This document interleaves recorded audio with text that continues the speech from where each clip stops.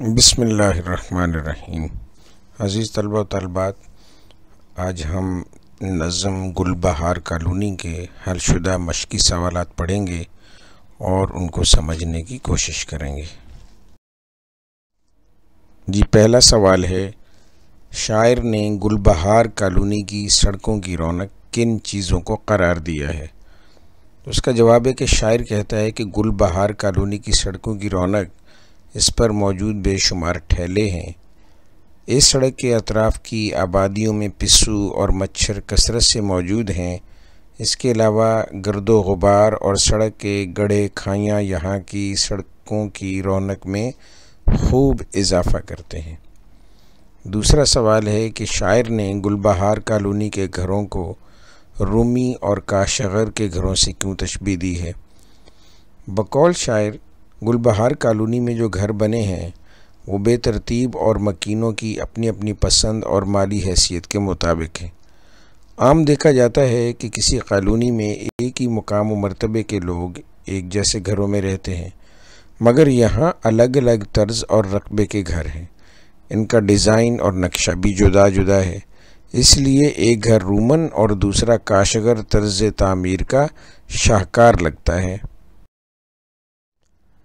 अगला सवाल है कि शायर ने गुलबहार कॉलोनी के गंदे नाले के मुतालिक क्या बताया है? तो इसका जवाब है कि शायर कहता है कि गुलबहार कॉलोनी में एक गंदा नाला बहता है। इस पर मच्छरों की इतनी बड़ी तादाद रहती है कि ये सारे शहर के मच्छरों की राजधानी लगता है। राजधानी मतलब सदर मुकाम। ये नाला इतनी दूर तक बहता है कि इसे पेशावर का काला पानी कहना चाहिए। काला पानी बरतानवी अहद में एक बदनाम ज़माना जेल थी जो बहरे हिंद में अंडमान के जज़ायर पर बनाई गई थी और मुजरमान को वहाँ भेजकर सख्त अज़ियतें दी जाती थीं।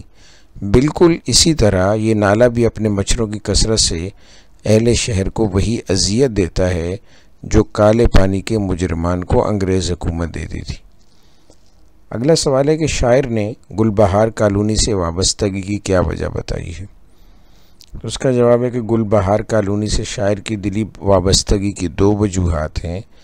पहली वजह यह है कि शायर वहीं पला बढ़ा और रहाइश इख्तियार की। अपने इलाके से मोहब्बत फितरी अमल है।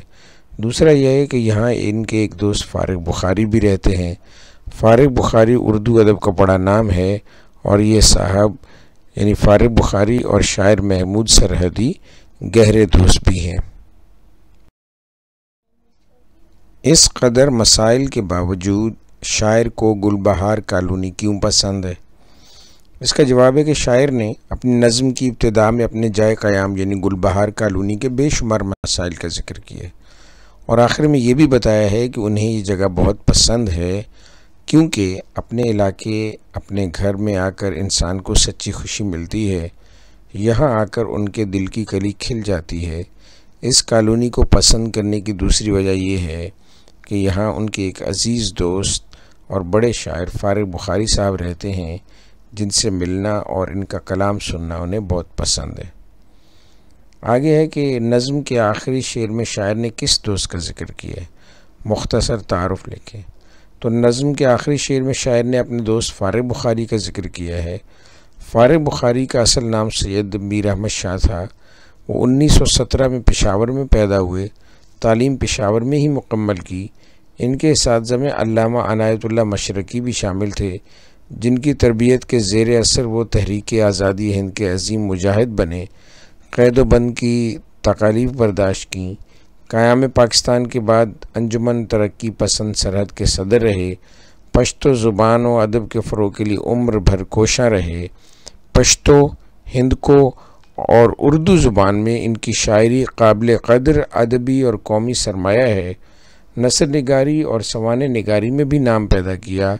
एक भरपूर इल्मी और अदबी ज़िंदगी गुजार कर 1997 में वफ़ात पा गए।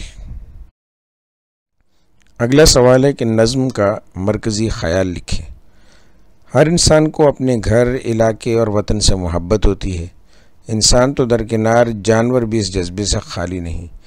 कैसे ही मसाइल और कठिन ज़िंदगी हो, अपना घर, अपने दोस्त और महफ़िल हर इंसान को अज़ीज़ होती है।